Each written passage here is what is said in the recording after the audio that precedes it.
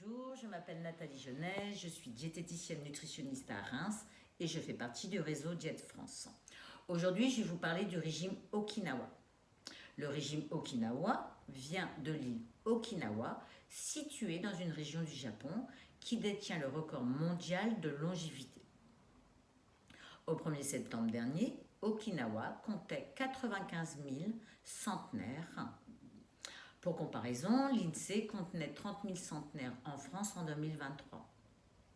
C'est pourquoi l'alimentation, le mode de vie, attirent l'attention du monde médical, des chercheurs, afin de comprendre ce qui induit cette longévité en bonne santé. En effet, les habitants présentent par rapport à nous 80% de moins de maladies cardiovasculaires et de cancers. Ils n'ont pas de surpoids, pas de diabète, et il y a également une réduction de 10% de démence dans la population. Comment s'inspirer des aspects clés de ce modèle?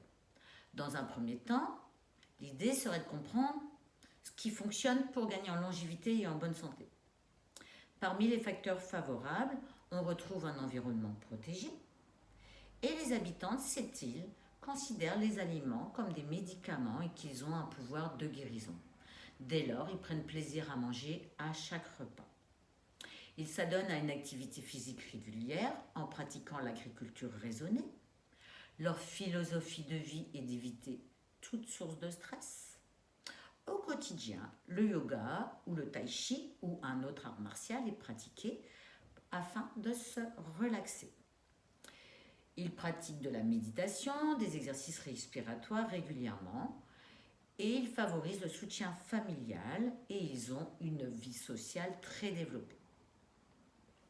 Regardons maintenant les différentes caractéristiques alimentaires de ce régime.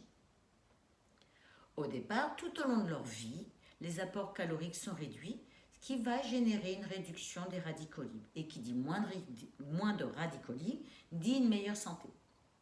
Ils sortent de table l'estomac léger, ceci avant la satiété. Ils consomment des petites portions, ce qui va permettre une meilleure digestibilité des aliments. Les repas sont composés de beaucoup de légumes, beaucoup de fruits, ce qui va permettre des apports en fibres, en vitamines, en minéraux, en oligo-éléments. Ils consomment une quantité importante d'algues, à savoir les algues sont une excellente source d'antioxydants, mais également en iode, vitamine B9 et B12. Ils boivent du thé vert pour ses vertus antioxydantes vasorelaxantes, ce qui permet de neutraliser les radicaux libres. Et ces antioxydants ont des effets directs et indirects sur la fonction vasculaire, ce qui va permettre d'abaisser la pression artérielle et améliorer la circulation sanguine. Ils consomment du soja, riche en phytoestrogènes, isoflavones, qui vont, eux, jouer sur la santé osseuse, la santé cardiovasculaire et diminuer les symptômes de la ménopause. Ils mangent du poisson 3 fois par semaine. Ils consomment peu de viande, peu de produits laitiers. La cuisine, quant à elle, est peu salée, pauvre en acides gras saturés.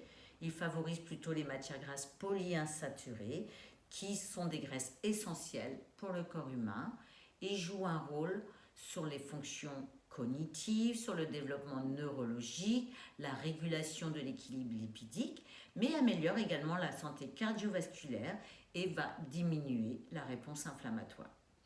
Les cuissons, elles, sont à basse température afin de préserver la densité nutritionnelle des aliments, mais également la texture, les saveurs. Ça va permettre également de réduire la formation de composés nocifs potentiellement cancérigènes. À savoir aussi que les cuissons à basse température permettent une meilleure digestibilité des aliments, améliorent les glycémies et diminuent l'oxydation des graisses.